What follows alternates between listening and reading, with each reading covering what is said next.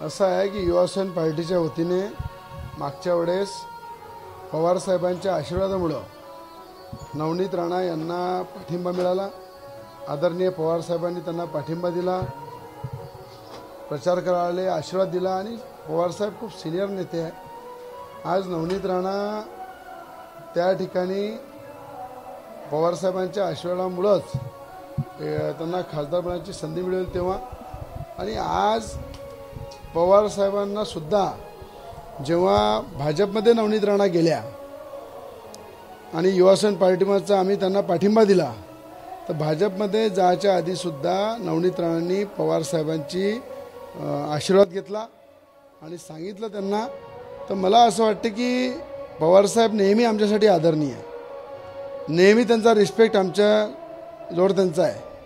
पण ज्या भाजपमध्ये नवनीत राणा गेल्या त्याच भाजपमध्ये पवार साहेबांची सुद्धा इच्छा होती, म्हणून अजित पवारांना त्यांनी पाठवलं आणि अचानक सुप्रियाताईच्या हट्टापायी त्यांना कुठेतरी ते थांबावं लागलं।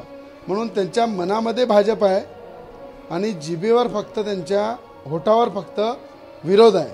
तर मनामधल्या भाजपमध्येच नवनीत राणा आहे पवार साहेबांच्या, आणि होठावर जरी विरोध असला, होठावर जरी ते बोलत असतील तरी पवार साहेबांच्या मनामधल्या भाजपमध्येच नवनीत राणा आहे आणि युवा स्वाभिमानचा त्यांना पाठिंबा दिला आम्ही।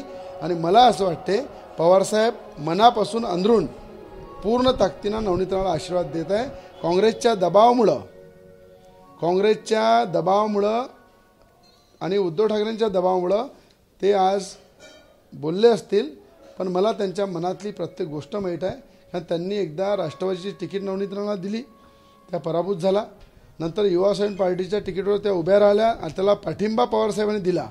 म्हणून पवार साहेबांचे माझे जे संबंध आहे ते खूप चांगल्या पद्धतीचे आहे। त्यांच्या मनामध्ये काय आहे ती भाजप आहे हे मला माहीत आहे। थापाड्यांची लंका जाळण्यासाठी अमरावतीला आलो असं उद्धव ठाकरेंनी आज म्हटलं। उद्धव ठाकरे हे असं समीकरण आहे की मला असं वाटते बाळासाहेबांचा जर एक एक शब्द सगळ्यांनी ऐकला की शिवसेना जेव्हा काँग्रेसच्या दारामध्ये नाचल तेव्हा मी त्या शिवसेनेचं शटर बंद करून टाकीन, आणि एक नाचोळा जो आहे आपला संजय राऊत, जो काँग्रेसच्या दारामध्ये सोनिया गांधींच्या दरबारामध्ये नाचतो, त्याच पद्धतीनं उद्धव ठाकरेंनी पूर्ण बाळासाहेबांचे विचार, बाळासाहेबांचे आचार, बाळासाहेबांची दिशा विसरून एका मुख्यमंत्री पदासाठी त्यांनी भाजपसोबत बेमानी केली, भाजपच्या नेत्यांसोबत बेमानी केली, भाजपच्या वोटरसोबत, हिंदुत्वाच्या वोटरसोबत बेमानी केली।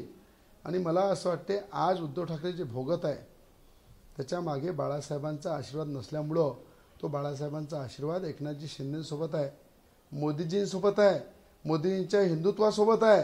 त्यामुळं आज उद्धव ठाकरेने कितीही मोदीजींवर, एकनाथजी शिंदेंवर, देवेंद्र फडणवीसांवर काही टीका केली, माझ्यावर जर टीका केली तर एक लक्षात ठेवा, उद्या हनुमान जयंती आहे, हनुमान भगवंताचा जन्म उद्या होणार आहे, आणि त्या दिवशी या अमरावतीमध्ये पुन्हा हनुमान चालीसाचं पठण आणि मोठ्या प्रमाणात हनुमान भगवंताची महारॅलीसुद्धा निघणार आहे।